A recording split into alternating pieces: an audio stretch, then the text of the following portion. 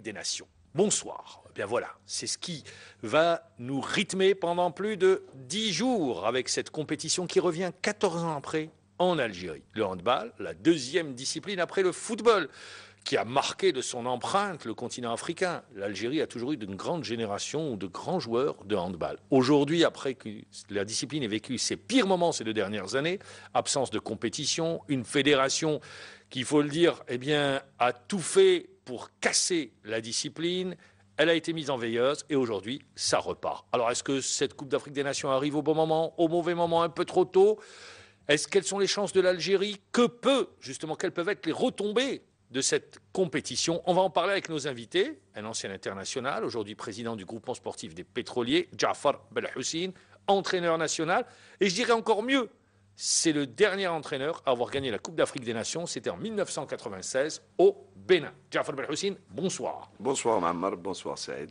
Et Saïd Lassed, voilà, vous l'avez annoncé, journaliste aux Jeunes Indépendants, spécialiste de handball. Donc, messieurs, bonsoir. Pour commencer le débat, la question, est-ce que cette Coupe d'Afrique des Nations arrive au bon moment, alors que pendant 2 ans, la compétition a été mise en veilleuse?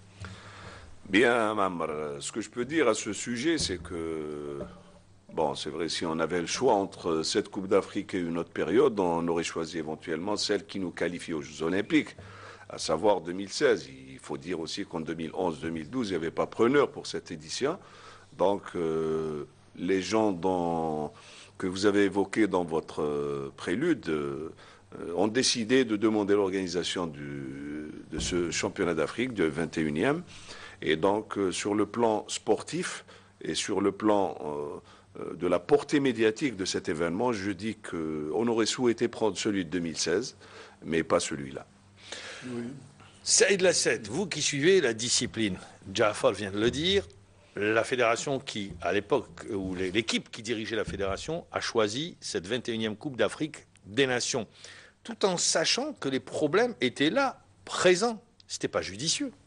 Non, l'attribution avait eu lieu vers fin 2011, donc de ce fait, la crise, il n'y avait pas le... Elle était latente. Hein. Oui, elle était latente. Elle se profilait, on la sentait. Mais dès lors que... Moi, je rejoins ce que vient de dire Jafar, M. Belhoussin, parce qu'on aurait pu prendre celle qui appelait aux Jeux Olympiques. C'est-à-dire, les Raïdjayat à 2016. ولكن اليوم ce qui est fait. اليوم حنايا راح ننظموا une Coupe d'Afrique. Donc, chez nous, راح نديروها. Le problème, il se pose كيفاش. Heureusement que la crise avait pris fin. Parce que imaginez un seul instant que la crise dans laquelle pataugeait notre handball, mais elle perdure. Moi, je pense que ça aurait été la catastrophe. Mais non, moi, je pense que il faut tourner la page. Il faut tourner la page, même si quelque part, on doit voir les pages, les conséquences, les répercussions. On doit tourner la page. Jafar Belhoussin, vous êtes président de club, le groupement sportif des pétroliers, je l'avais dit au départ. Même si on tourne la page, mais ça a laissé des traces. Oui. Bien sûr que ça laisse des traces, mais il faut dire... indélébile. J'allais un peu rebondir sur ce qu'a dit Saïd, tourner la page, mais il faut dire qu'on va encore payer les conséquences de cette période noire, disons, de l'histoire du handball. Et donc, c'est inévitable. On l'a payé sur le plan international, on commence à le payer sur le plan des résultats au niveau des clubs aussi, parce qu'il n'y avait pas de championnat pendant 2 années. Et ce qu'il faut dire, c'est que cette compétition, moi, à mon avis, on ne va pas être trop exigeant, mais disons que du fait qu'elle est organisée à Alger, en Algérie, ça peut-être pas être le déclic, mais être un élément qui va sensibiliser un peu toute la famille du handball pour aller de l'avant et aussi pour sortir de la léthargie qui nous a un peu animés pendant plus de 10 années. Et les 2 années n'ont été que l'aboutissement d'une léthargie, parce que depuis plus de 10 ans qu'on n'a pas une direction technique nationale qui doit mettre en place les programmes, s'occuper du développement, et là... je dis qu'il est temps maintenant, grâce à cette Coupe d'Afrique qui ne vient pas au bon moment, mais disons qu'il est temps de s'organiser pour au moins, à partir de la prochaine édition, montrer un autre visage. À chaque malheur, il y a quelque chose de bon. Peut-être que cette Coupe d'Afrique des Nations va permettre de gagner des infrastructures sur la capitale. salle Harsha qui a été entièrement rénovée, la coupole du complexe Mohamed Boudiaf et la nouvelle salle de Chiraga. Ça, c'est un acquis également pour le handball. C'est pour ça, peut-être, les bienfaits de cette Coupe d'Afrique des Nations. Absolument, Mamar. Disons qu'on a oublié qu'on pouvait évoluer à Harsha, à la coupole aussi. Voir Harsha, il y a eu une simulation, il paraît, ce week-end. Et la salle Harsha retrouve ses couleurs d'antan. Et donc, c'est une excellente chose que de retrouver la salle Harsha, la coupole et surtout la nouvelle salle de Chiraga qui est un bijou, un petit bijou.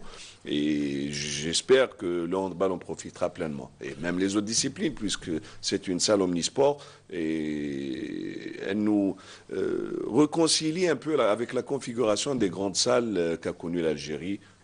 Les deux grandes salles, bien sûr, Harsha et la coupole. Ça, c'est bon pour le centre, mais j'écoutais le président de la Fédération algérienne de handball. À l'ouest du pays, le palais des sports est dans un état, il faut le dire, lamentable. Également d'autres salles à travers le territoire national. L'occasion, peut-être également, il n'aurait pas fallu décentraliser. C'était l'une de vos questions qui revenait. Est-ce qu'il n'aurait pas fallu décentraliser? Oui, décentraliser, mais rester sur la capitale, moi je crois que ça aurait été quand même très important. Bon, Palais des Sports, Salah Harsha, ça fait quand même une distance de... Non, peut-être placer d'un groupe à Alger, un autre groupe à Orange, je ne sais pas. Je suis entièrement d'accord avec toi. La particularité, Jafar, c'est qu'en 20 éditions, c'est la première fois qu'il y a 3 salles dans une édition de Coupe d'Afrique. Les 20 éditions les faites auparavant, il n'y avait qu'une salle ou 2 salles. Donc, on a quand même, voilà, on est fiers de faire 3 salles en dehors des salles de séances d'entraînement. Parce que donc, je crois que là, c'est... Ça aide. Je crois que les gens nous regardent. On a des amis qui vont venir de pays voisins. Il y a eu en Tunisie, il y a eu plusieurs salles qui ont été arrêtées. Il y a eu plusieurs villes aussi, lors des championnats d'Afrique, des championnats du monde aussi.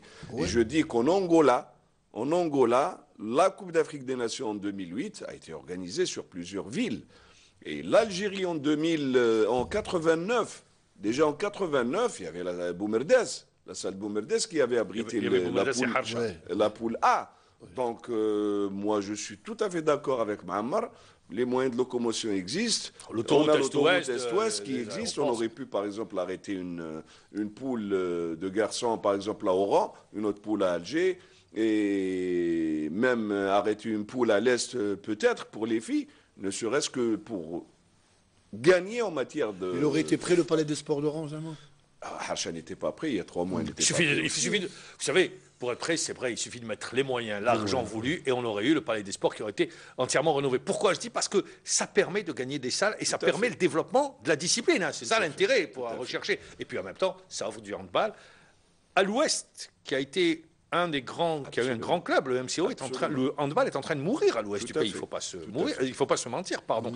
C'est pour ça que je dis, peut-être il aurait fallu réfléchir différemment. Mais ce qui est fait, est fait. Jafar Belhussein, vous êtes président de club. Pour les athlètes, parce que le GSP est l'un des pourvoyeurs de l'équipe nationale, le fait qu'il n'y ait pas de compétition au niveau national, ça pesait? Bien sûr que ça pesait. Il fallait être en face des athlètes tous les jours, Mahammar, pour leur expliquer que la compétition n'allait pas démarrer, qu'ils étaient là uniquement pour l'entraînement. C'est pas du tout évident. On a essayé de compenser avec les compétitions internationales, les Coupes d'Afrique, les Coupes arabes, mais disons qu'on a payé cash le fait qu'on n'ait pas eu de championnat. Une équipe qui jouait toujours les premiers rôles et qui était à chaque fois championne d'Afrique ou au pire vice-championne d'Afrique, s'est retrouvée sur une compétition, bien sûr, par rapport à la formule de compétition, elle avait perdu en quart de finale contre celui qui allait être détenteur, mais toujours est-il qu'une 6e place ne s'y est pas à une équipe qui a toujours été championne d'Afrique. Et ça a été les conséquences d'un manque de compétition flagrant chez les joueurs. Et on a payé cash. Je rappelle aux téléspectateurs que le groupement sportif des pétroliers, le handball club d'El Billard, il y avait également Saïda, dans un premier temps. Hein, c'était les équipes qui avaient refusé la nouvelle formule, pas le système, hein, c'est la nouvelle formule de compétition, alors que c'était en poule unique. On est revenu, on passait à 4 ou 5 poules avec 20 clubs, 24 clubs. Par la suite, aujourd'hui, on est à 29, mais c'est un passage obligé. Vous étiez monté au créneau. La fédération de l'époque avait menacé tout simplement de vous faire rétrograder. Oui. Vous avez maintenu le cap. Vous avez dit, on est dans le vrai. Et bon, la suite, on la connaît. C'est pour ça, pour rappeler juste à nos téléspectateurs qui peut-être n'ont pas suivi ce qui s'était passé à l'époque. Le temps vous a donné raison et vous dites, les athlètes en ont souffert. Ah, ils en ont souffert terriblement, Mammar. Ils en ont souffert terriblement. Et il faut dire que la reprise de cette année, c'est vrai qu'avec... Les gens commencent à dire, oui, on n'a pas accepté à 20, on n'a pas accepté la Formule 24, on a accepté la Formule 29. Si on avait persisté sur les décisions, il ne faut pas oublier qu'il y a des paliers inférieurs et que chaque année, il y a 4 équipes qui accèdent. On serait peut-être arrivé à 32, 36, etc. Donc il fallait mettre un terme et mettre le holà à cette situation en disant qu'on peut évoluer sur une très courte période, sur 4 mois. Mais c'est une forme de compétition qui n'a aucun intérêt. Absolument, elle n'a aucun intérêt. Pourquoi ? Mais elle est juste là pour dégager les 14 qui vont former l'élite. À partir de février, juste après la Coupe d'Afrique, le véritable championnat va commencer avec les 14 équipes et ça s'arrêtera là. Ce problème s'arrêtera là. Il n'y aura plus d'équipes qui vont revendiquer le fait de jouer en première division ou en division excellence. Là, les 2 paliers vont se séparer. On aura un premier palier à 14 équipes. Ça, c'est l'excellence. Absolument. Un deuxième palier à 14 ou 16 équipes, mais à partir de février, le problème va être définitivement réglé. Oui. Saïd Lassel, je me tourne vers vous. On a parlé là un petit peu des problèmes rencontrés par les clubs, mais on va revenir aux sélections. Notre sélection dames a pris part au dernier championnat du monde et il y a eu un changement d'entraîneur. Est-ce que vous ne pensez pas que également ça peut perturber ce changement d'entraîneur ou bien qu'il était nécessaire? Vous qui suivez de près la discipline. Il perturbe, il a trop perturbé. Moi, j'ai eu quelques Le changement d'entraîneur a perturbé? Oh, oui, a perturbé les joueuses. Ah bon? Oui, quelques joueuses. Il les a perturbées parce que le changement a eu lieu en un laps de temps très court. Donc, ce qui fait une joueuse, si on prend une joueuse, 12 مراد ايتو عرب وبعد يتنحى مراد ايتو عرب وبعد 12 كريم عاشور وبعد تعطوا لي مراد ايتو عرب تعطوا كريم عاشور. Moi, je pense que c'est surtout une joueuse. C'est pas un joueur. La jante féminine, c'est un peu délicat pour quelqu'un de masculin. المهم اليوم bon, c'est mieux du temps, Mahamar, parce que l'échéance, elle est proche. Il y a eu. Mais le président de la fédération de handball a dit on était obligé d'intervenir. Ça n'allait pas dans le groupe parce que c'est un sport intervenir co, parce que bon, l'histoire elle est claire. Lorsque Aziz Drouaz a été président de la fédération algérienne de handball, il a carrément naha Mouradet Ouarab ou Der Karim Achour. Ça c'est clair, tout le monde le sait, c'est un secret de polichinelle. Je ne le savais pas, merci de nous dévoiler. Par la suite, Karim Achour a fait les Jeux méditerranéens. Une fois que Karim Achour est revenu des Jeux méditerranéens, Aoudou Hawa, parce que le nouveau président qui est Saïd Bouamra a opté pour Mouradet Ouarab. Et puis il y a eu la déconvenue mondial, il fallait quand même ici opter pour quelque chose de sérieux. On a enlevé une autre fois Mouradet Ouarab pour amener Karim Achour qui sera secondé par Naili Djemila. L'ancienne gardienne de l'équipe nationale. Oui. Et ancien entraîneur de l'équipe junior. Ancien entraîneur junior qui était adjoint de Mouradet Ouarab en 2012 et du coup qu'elle a disparu. Heureusement qu'elle est revenue Lyon. Bon, parce qu'une présence d'une fille entraîneur chez les filles, c'est... Pourquoi ça s'impose? Non, ça ne s'impose pas. Il y a des entraîneurs. Le staff est masculin. En France, ça ne va pas poser de problème. Si vous permettez, oui, allez-y, une petite remarque sur le changement d'entraîneur. Moi, je ne suis pas là en train de justifier le départ de X ou de Y. Non, mais je dis, est-ce que ça perturbe ou pas? Moi, ce que je dis dans la situation actuelle, Karim Achour, c'est un charmant garçon. C'est un entraîneur que j'ai eu au niveau du GSP. Qui maîtrise bien son sujet et qui est très bien apprécié par les filles. Et à mon sens, je ne dirais pas les résultats, mais les premiers signes d'une bonne entente sont là. On a perdu lors de la préparation 2 fois de suite contre l'Angola, septuple championne d'Afrique. De suite, on a perdu de 4 buts. On n'a jamais fait ce résultat contre l'Angola. Pour moi, c'est un signe que l'équipe va avancer. Et autre chose, autre fait marquant, pour la première fois, je vois notre équipe nationale qui va évoluer dans un système de défense qu'elle n'a jamais connu. Une 6-0, 5-1. On a un gabarit au niveau. Ça risque pas de les perturber comme ça, de changer de système de défense? Pas du tout. Moi, là, je peux m'engager en disant... bien sûr, vous êtes technicien, vous avez Je peux m'engager en disant que je crois que cette équipe va nous créer une surprise pendant ce championnat. Je rappelle qu'à la dernière Coupe d'Afrique des Nations, les filles avaient terminé à la 4e place. Ça leur avait permis de participer à ce championnat du monde. Jafar Belhoussine, je reste avec vous. Est-ce que vous ne pensez pas, vous venez de le dire, vous venez de donner une appréciation sur le plan technique pour nous dire, justement, se situer, vous avez parlé de l'Angola et au dernier championnat du monde, vous ne pensez pas que la fédération, on aurait pu gagner du temps?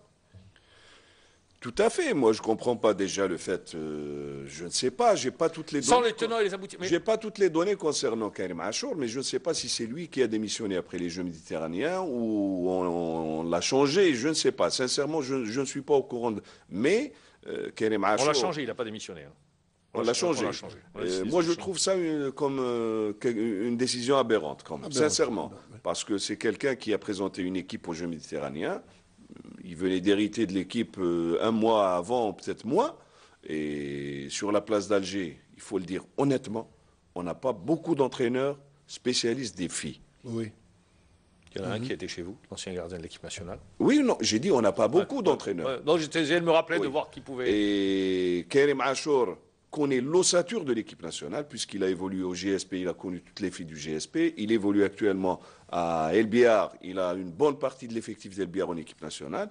Moi, je pense qu'il fallait le laisser travailler, l'accompagner au mondial, justement, pour qu'il ait une idée bien précise de l'effectif et du haut niveau. Mais là, ce n'est qu'un juste retour, et j'espère pour lui qu'il apportera la preuve à ses détracteurs, surtout, qu'il a cette capacité de pouvoir gérer l'équipe nationale féminine. Parce que nous avons remarqué que sous sa coupe, les filles se sentent bien. Oui. Surtout avec le système défensif, parce qu'avec Mourad Aït-Ouarab, nous avons joué un mondial avec le système 3-2-1, la défense pyramidale. C'est un système de jeu qui est très très très ancien et qui ne convient pas à nos filles pour affronter les gabarits, les Scandinaves ou je ne sais pas moi, parce que dans notre poule, il y avait trois équipes. On a joué le Brésil, on a joué le Danemark. Parfait. On a joué également, attendez, je me rappelle la troisième. Le Japon. Le Japon. Il y a eu la Chine aussi. Bon, voilà, je pense que. Non, il y avait aussi le pays hôte, là, la Serbie. La Serbie, le Danemark et le Brésil sont allés sur le podium. Et la Serbie et le Brésil sont allés en finale. En finale, oui. Ils ont gagné en finale. Ils ont remporté. On a été battu par le Brésil l'équipe qui a gagné le titre mondial. Oui. C'est pour dire, donc vous dites, un système de défense qui ne convenait pas. C'est pour ça que j'ai posé la question à Jafar Belhoussine. Est-ce que le passer d'un système à un autre aussi rapidement, ça ne risque pas de poser des problèmes? Pas du tout. Vous dites non, et vous pas êtes du clair tout. sur la question. Je rappelle uniquement, puisqu'on vient de parler du championnat du monde, lors du dernier championnat du monde féminin, l'équipe du Brésil évolue en 3-2-1, en défense. Ouais. Cette année, sur les 9 matchs qu'elles ont joué en 6-0. Ouais. Une 6-0 agressive. Et on a vu le potentiel de cette équipe du Brésil qui a été jusqu'au bout. Elle a fait 9 sur 9, 9 victoires sur 9 matchs. Et elle a été championne du monde sans qu'il y ait une équipe qui ait crié au scandale. C'était mérité. Il y avait une telle envie de jouer chez cette équipe qui doit nous donner à réfléchir et à penser qu'on ne doit pas se confiner dans un système de défense bien précis. Jafar Belhoussine, vous qui êtes sur le terrain, c'est vrai que les filles avaient étonné en termes. J'étais sur le terrain. Ben vous êtes sur le terrain en tant que président, parce que vous suivez de près ce qui se fait. Alors, les filles, c'est vrai, on ne les attendait pas à la 4e place au dernier championnat d'Afrique. Elles terminent 4e, elles vont au championnat du monde. Ça veut dire qu'il y a une densité d'athlètes en handball féminine qui peuvent permettre à l'Algérie d'être toujours présente? Ou c'est juste une génération qui est exceptionnelle? Il y a derrière, ça pousse derrière? C'est vrai que c'est une génération qu'on risque de ne pas avoir de sitôt, Mahamar. Mais il faut dire que chez cette génération... Elle est jeune? Elle n'est pas jeune. Elle n'est pas jeune. Il y a beaucoup de filles qui ont atteint la trentaine, donc moi je pense qu'il faille dès maintenant penser à la relève de cette équipe, mais disons qu'il y a de bonnes jeunes... Pourquoi je vous pose la question? Parce qu'on a toujours peur. Un championnat du monde, après on ne les voit plus pendant 20 ans. Oui. C'est pour ça que je vous pose la question. Oui, mais il faut dire aussi que cette génération n'a pas eu la chance de jouer un championnat du monde. Elles étaient pratiquement pour l'essentiel de l'effectif sur 5 ou 6 championnats d'Afrique de suite. Ça fait 10 ans quand même. Et donc, si elles sont au haut niveau, dans le haut niveau depuis 10 ans, elles sont beaucoup plus proches de la porte sortie que de... Alors, est-ce que ça arrive derrière? Sincèrement, non. Voilà, sincèrement, non. Il n'y a pas une bonne relève qui puisse, dans l'immédiat, déjà, prendre le relais et être compétitive à très, très court terme. Non. Saïd Lassette, vous allez dans le même sens. Après, on va parler des garçons, parce que les garçons, c'est également un des gros volets. Oui, je rejoins Oui. les dires de Jafar, parce que les filles, c'est une équipe qui est un peu vieillissante. Il y a des joueuses qui ont dépassé la trentaine, il y a d'autres qui sont venues toutes là, parce qu'il n'y a pas de prospection. Il n'y a pas de prospection, surtout pour nos joueuses évoluant à l'étranger. Aujourd'hui, Karim Achour et Neili Jamila ont un effectif extraordinaire, parce que toutes les joueuses qui jouent en France sont là, sauf une seule joueuse, Emina Boujilel, qui est blessée, qui n'a pas été retenue pour cette canne, qui joue à Bergerac. Mais aujourd'hui, quand il a des Soraya Tabib, quand il a des Najah Souli, des Titou Souad, votre ancienne joueuse, et d'autres comme Nadia Belkhdar, et j'en passe, Tizi Nabila qui n'est plus à présenter, moi je pense que nous avons un bon coup à jouer pour cette canne. Vous rejoignez Jafar qui dit, oui, après les deux matchs contre l'Angola, vous dites, vous parlez de cette génération, l'arrivée de cet entraîneur, ou le retour de l'entraîneur. Le retour. Donc vous dites, il y a un bon coup à jouer. Et je pense que sur la compétition, elles peuvent monter en puissance. Oui, c'est clair, elles peuvent monter en puissance. Elles évolueront à Alger pour la plupart, c'est peut-être la première et la dernière fois qu'elles joueront à Alger. Il y a certaines qui ont joué les Jeux africains, je crois, à Alger. Oui, Alger. Mais sinon, ça va être peut-être pour une bonne partie de l'effectif la dernière. Je suis persuadé. Bon, maintenant, d'une part, vu la formule de compétition, moi je pense que nous avons dans l'autre groupe la Tunisie et l'Angola que nous ne rencontrerons pas. C'est tout à fait normal. Mais il y a dans notre poule des équipes coriaces, comme le Sénégal, il ne faut pas oublier, c'est le premier match.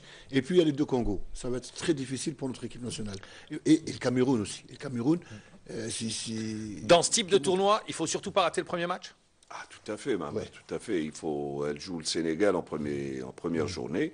Et je pense qu'elles ont les moyens largement pour pouvoir battre cette équipe du Sénégal. Alors, mettre les filles à 14h, c'est pas leur donner la bonne exposition également. Elles auraient dû arriver peut-être avant le match de l'Algérie, avant le match des garçons. Moi, sincèrement, j'aurais souhaité qu'elles évoluent à chaque fois, juste avant les garçons. Parce que la salle Hacha sera pleine, il y aura du monde, ça booste également. Absolument, ça permet au public de voir les deux matchs de suite. Et donc, je ne comprends pas sincèrement comment, au niveau de la fédération, qu'on n'ait pas pu imposer, puisqu'on évolue en Algérie, chaque pays le fait quand il organise une compétition, surtout quand ils ont l'équipe garçon et l'équipe filles qui participent au championnat d'Afrique. La Tunisie l'a fait, le Maroc l'a fait en 2012. On aurait pu exiger aussi de faire évoluer nos deux équipes l'une après l'autre.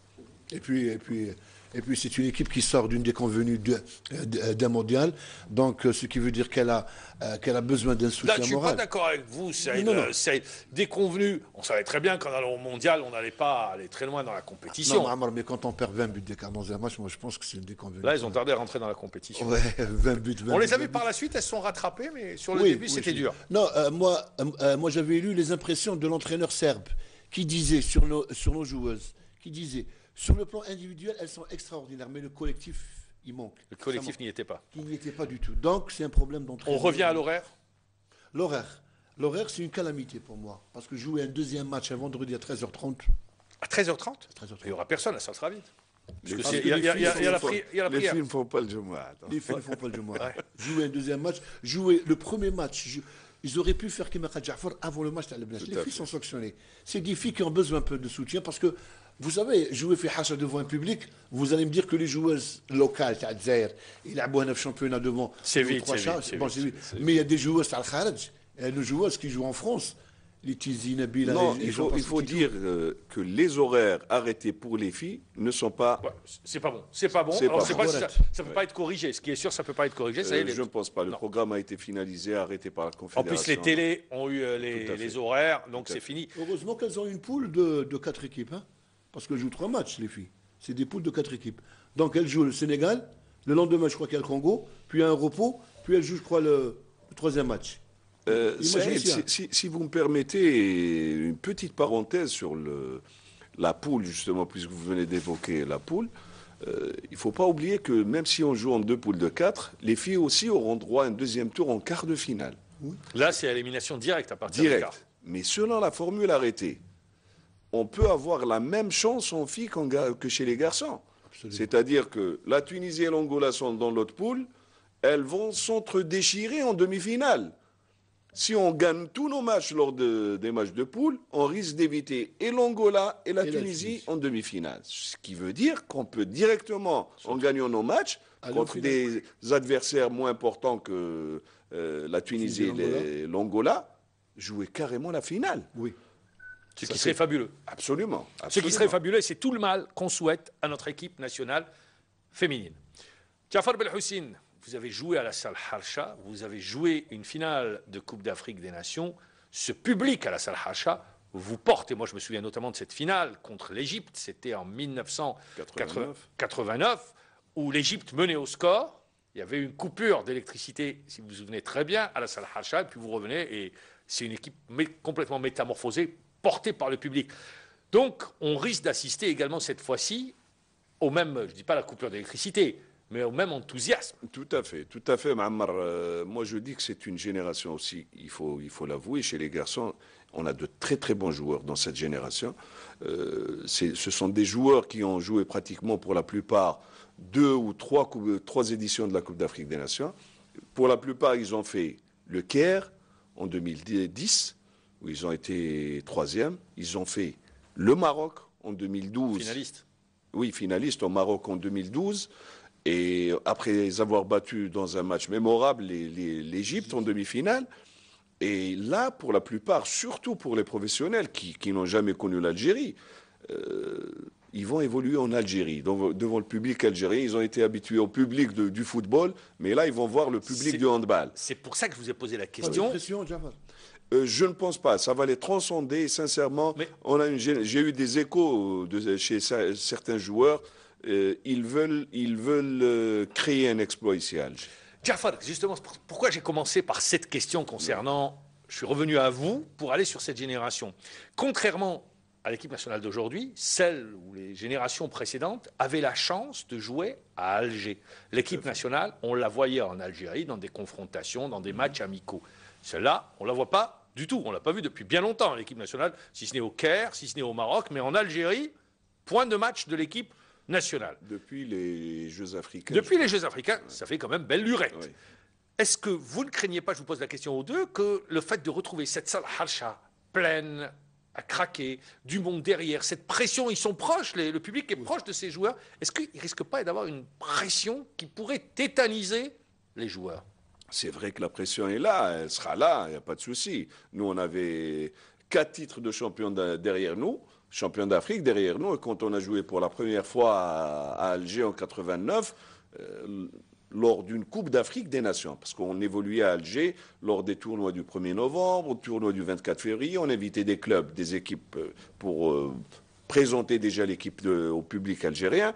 Mais quand on a joué une véritable Coupe d'Afrique en 89, sincèrement, on a été bousculé en finale, ça a failli laisser des traces. On a été mal... C'était les prémices d'une grande génération égyptienne. Tout à fait. Parce qu'il faut le rappeler. Ils avaient un entraîneur allemand à l'époque. Tout à fait. Il faut dire aussi qu'on avait, nous, de notre côté, raté notre préparation. Oui. On avait eu beaucoup de problèmes avant la Coupe d'Afrique d'Alger de 89. Beaucoup de problèmes avec l'entraîneur déjà. Je m'en souviens très bien. Oui. Donc on ne va pas refaire l'histoire. Non, on ne va pas refaire l'histoire pour dire qu'on avait raté notre préparation. Et malgré ça, nous avons été présents.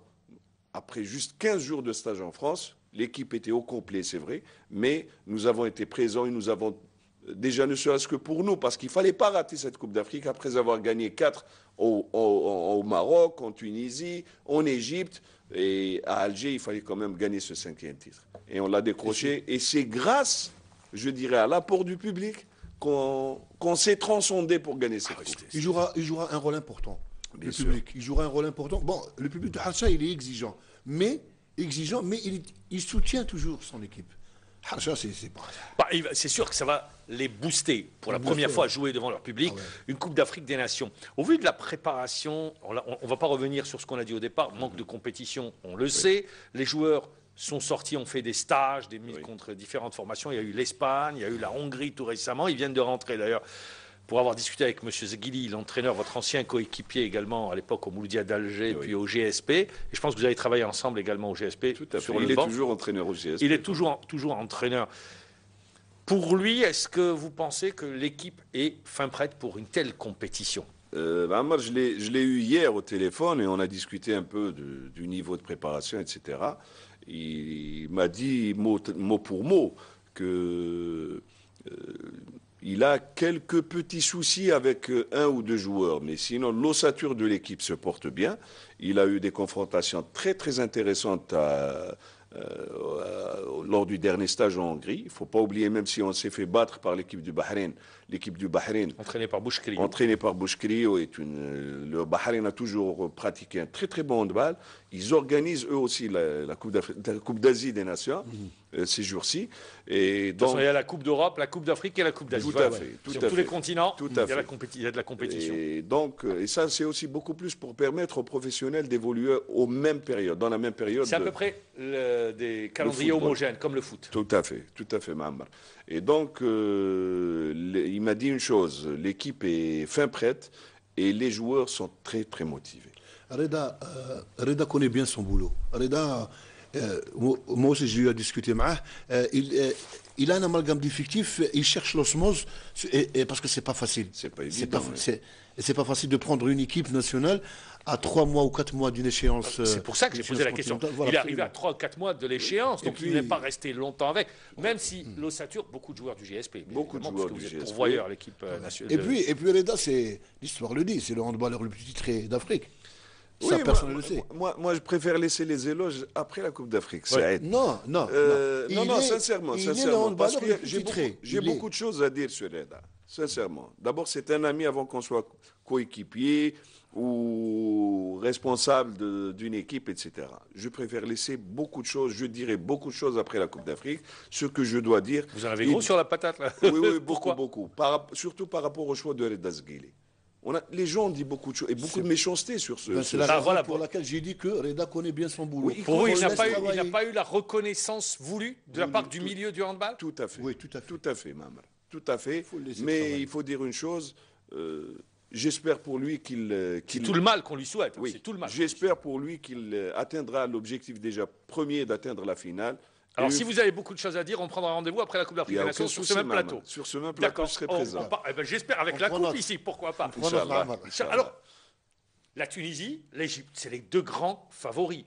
On a vu, le fossé s'est creusé, notamment, nous, la comparaison, on la situe, je ne sais pas si c'est votre cas, sur les championnats du monde, sur les Jeux Olympiques, où l'Algérie ne brille plus depuis longtemps sur ces compétitions. L'écart s'est creusé. Leurs joueurs évoluent, notamment les Tunisiens. Championnat français, on les retrouve également en Allemagne, je pense qu'il y a des joueurs tunisiens. Qui jouent dans le meilleur club européen, voilà. Kiel. Est-ce que vous pensez que sur un tournoi, ce fossé peut se réduire? Oui, c'est toujours valable en handball, ça va très vite. Ça s'est vu au Maroc.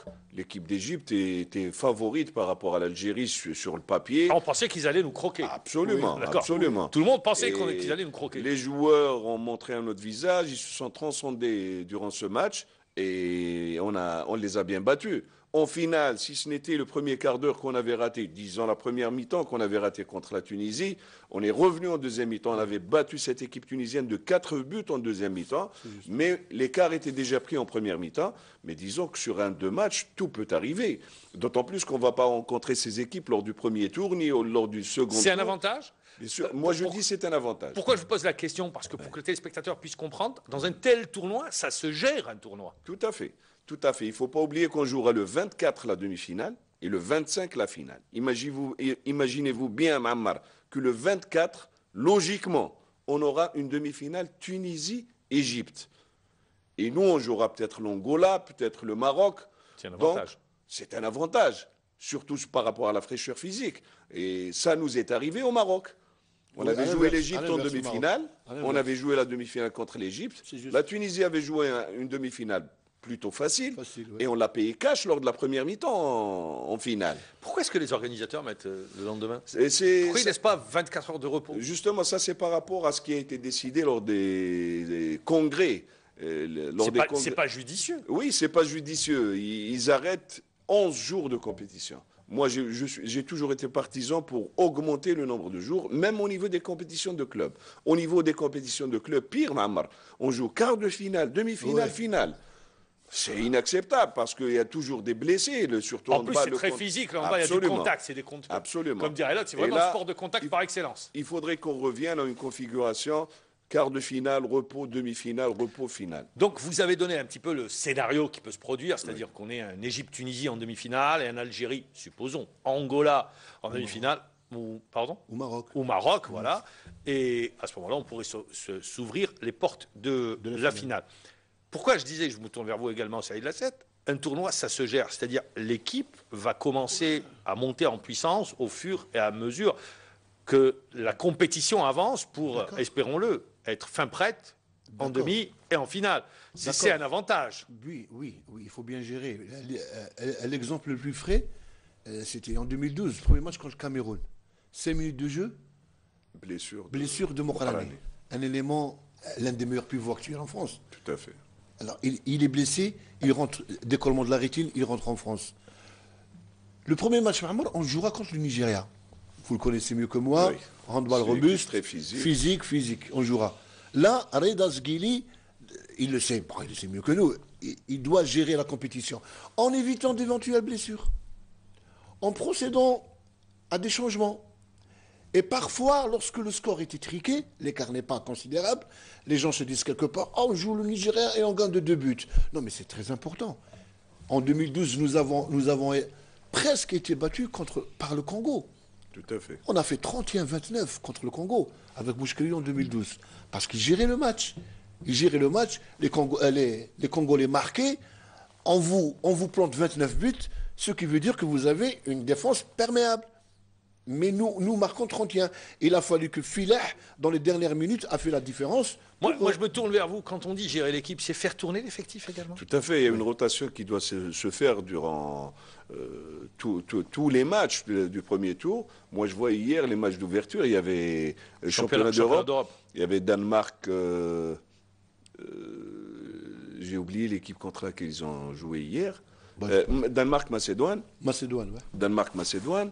Et ils ont joué 20 minutes. Il a fait sortir ses éléments clés. Il a fait sortir un Hansen, il a fait sortir un gaucher. Et ils n'ont repris le jeu que 10 minutes avant la fin. C'est-à-dire, ils voulaient leur donner un peu de compétition, rentrer dans le bain de la compétition européenne. Le match était plié, déjà. Il n'était pas plié. Il y avait 3-4 buts entre les deux équipes à un certain moment. Mais ça fait partie aussi de la gestion de l'entraîneur, la gestion de son effectif. Nous, cette fois-ci, on va avoir un avantage. D'après les discussions que j'ai eues avec l'entraîneur national, nous avons des doublures à chaque poste. Ça, c'est des déjà doublures valables, je dis bien valables, à chaque poste. Et c'est un grand bien pour l'entraîneur, parce que c'est ce qui va lui permettre de faire reposer certains joueurs lors de certaines confrontations, faire tourner son effectif lors des matchs, et c'est très important pour gérer justement une compétition. Si l'Algérie gagne, je dis bien si, au conditionnel, l'Algérie gagne la Coupe d'Afrique des Nations de handball. Je vous pose la question de Jafar Belhoussin, après j'irai chez Saïd Lassette. C'est un exploit. Bien sûr. Parce que ça ne reflète pas la santé réelle du handball national. Tout à fait. Moi, je l'ai dit au début, je le redis maintenant. L'exploit serait qu'on gagne cette Coupe d'Afrique. Maintenant, si on termine deuxième, on serait à notre place. Je dirais mieux. On aurait fait beaucoup de sacrifices pour être deuxième, comme on l'a fait en 2012. Il ne faut pas oublier qu'on a été vice-champion d'Afrique. Et là, mais la catastrophe serait qu'on ne soit pas sur le podium. Oui. Ça va être une catastrophe. Mais si on est sur le podium de la 3e à la 1re place, l'exploit serait crescendo, va aller crescendo. C'est-à-dire, si on est deuxième, on est à notre place. Mais si on est champion, c'est un exploit. Troisième, on est à notre place aussi. Troisième, on est à notre place aussi. Mais l'exploit serait de gagner cette Coupe d'Afrique pour montrer surtout que cette génération a des ressources extraordinaires et qu'elle peut faire face à et relever n'importe quel défi. Et donc, évoluer à Alger peut être un élément qui va stimuler un peu tout le groupe pour donner le meilleur de lui-même. Pourquoi pas, je souhaite beaucoup de réussite à ces jeunes surtout. C'est tout le mal qu'on leur souhaite. Pour certains, ils sont à la sortie, à leur fin de carrière. Je pense notamment à Tahar Laban, qui a énormément donné à cette équipe nationale. Et là, il va terminer peut-être avec une Coupe d'Afrique à Alger. Et je lui souhaite de tout cœur de gagner cette Coupe d'Afrique. C'est tout le mal qu'on souhaite. Alors c'est vrai que certains auraient tendance à penser, j'ai un peu lu la presse, oui on vise le podium, oui on peut gagner, c'est pour relativiser, pour ramener les choses à leur juste valeur. C'est pour ça que je vous pose la question. Oui, je voudrais pas attirer l'attention sur le titre que nous allons remporter. Nous pouvons le gagner. Que nous allons remporter, non, que nous espérons. Nous espérons, bien sûr. Que nous espérons. L'optimisme m'a Il fait est sûr, dire, ça. voilà, l'optimisme m'a fait dire que nous allons. Il y a aussi la grinta des joueurs algériens quand il y a Algérie, Égypte ou Algérie, Tunisie. On avait discuté hier. Je t'avais dit, Mahmoud, que voilà, l'histoire a fait que la Tunisie et l'Égypte nous ont battus difficilement. On ne refait pas l'histoire, je suis d'accord, mais on peut refaire le match aussi. Parce qu'en 2010, déjà, en Égypte, en 2010, le champion en titre ne nous a pas battus dans la 21e round. Et l'Égypte a 2 buts d'écart en demi-finale. En 2012, nous avons battu l'Égypte dans un match mémorable, en 2012, Oui. et on avait perdu 23-20 dans des conditions qui m'ont... Oui, mais la différence entre 2012 et 2010, c'est que les staffs techniques étaient en place depuis bien longtemps déjà. Non, mais c'est des matchs particuliers, Mahmoud. C'est des matchs particuliers. Vous les avez vécus, vous pouvez nous en parler. Oui, c'est des matchs particuliers. Je dis que les staffs, quand on connaît le handball, quand on connaît les éléments de l'équipe nationale, on a vu évoluer cette équipe nationale. Reda Zguili, en 2010, a vu évoluer cette équipe, même si elle était sous la coupe de Salah Bouchkri. En 2012, la même chose. Il connaît les joueurs. Il n'a pas eu beaucoup de difficultés à rassembler tout ce beau monde, surtout les anciens et les jeunes aussi, les nouveaux. Donc, ça restera des matchs particuliers. Je vous donne un exemple. Avant-hier, la Tunisie a battu l'Allemagne 25-24 en Tunisie, à Tunis, dans la salle, la grande salle Menza. 25-24, battre l'équipe d'Allemagne, c'est un exploit. Mais ils les ont battus au mondial. Oui, ils les ont battus. au Mais mondial. quand ils évolueront, ils joueront contre l'Algérie, il faut dire que c'est un contexte particulier. Oui, oui. C'est un contexte particulier qui fait qu'il y a toujours pas des animosités, ce sont des amis, les joueurs se connaissent entre eux. C'est sur le match, pendant 90 Sur le pendant match, l'heure pendant du match. 60 minutes, on est chacun défend ses couleurs. Et il faut dire qu'on arrive toujours à surmonter cet handicap de forme Parce physique. qu'il y a du talent également chez les Absolument. Tunisiens Absolument. et chez les Égyptiens. Il y a beaucoup de talent. Absolument. Parce qu'il ne faut pas remettre en cause la valeur Pas du également tout, pas du individuelle, tout, hein. pas du tout. Maman, pas vous du avez tout. parlé tout à l'heure du 2010, il y avait un staff, 2012, il y avait un staff. Moi, je suis d'accord parce que même. Non, je parle. Même- Il y a un staff aujourd'hui. Ce que je dis, c'est sur la durée. Sur Ce la qui vient, durée, enfin, sur la qu'on se mette durée. bien d'accord. Même l'équipe masculine vit ce problème de pérennité du staff technique, hein, attention. Depuis 89, le départ de Aziz Louas qui a été à la tête de l'équipe nationale pendant 10 ans, il n'y avait pas un autre entraîneur qui a fait plus de 2 ans. Jafar n'a pas fait plus. Non, pas du tout. Il n'y a pas. Moi, je peux vous les citer. Il y avait Bouza Farouk juste après, puis il y avait Kemal Aqab juste après, puis il y a Boudrali avec Dobala, puis en 96, il revient, il remporte la Coupe d'Afrique, puis il remet le tablier suite à des choses obscures. On va pas dont refaire il n'est plus l'histoire. revenir. Puis il y a Boudrali qui revient en 98. En 2000, Bouchkriou. Non, En 2002, 99, Boudrali. je reprends l'équipe au Tu reprends championnat du monde. 99. Donc, ce qui veut dire une instabilité. Tout à fait. Ça influe négativement. Ça influe négativement. Je dirais le seul qui a connu quand même une période de stabilité, c'est bien Bouchkriou, puisqu'il a Oui. travaillé de 2010 à 2013.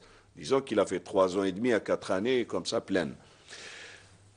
On va terminer juste sur un point. Je vais vous demander d'aller très rapidement. Le public, c'est vrai que ça peut être d'un apport considérable, mais également le public doit être fair play, respecter les adversaires. Je pense que ça, Absolument, il faut le absolument. rappeler sans arrêt. Absolument. Moi, je dis que partout où on a évolué à chaque fois, on a trouvé des publics très, très fair-play, qui supportent bien, qui sont derrière leurs équipes, mais qui restent fair-play. Moi, je demande à notre public d'être nombreux et surtout d'être derrière son équipe nationale, ses équipes nationales, filles et garçons, et surtout d'être fair-play. Saïd Lasset. Comme il a dit lui. Voilà, merci. C'est la conclusion. Jafar Belhoussein, merci d'avoir été avec nous. Je rappelle, vous êtes le président du groupement sportif des pétroliers, international, entraîneur national. Saïd Lasset, journaliste au Jeune Indépendant. Merci d'avoir été avec nous. On se donne rendez-vous, bien évidemment, demain.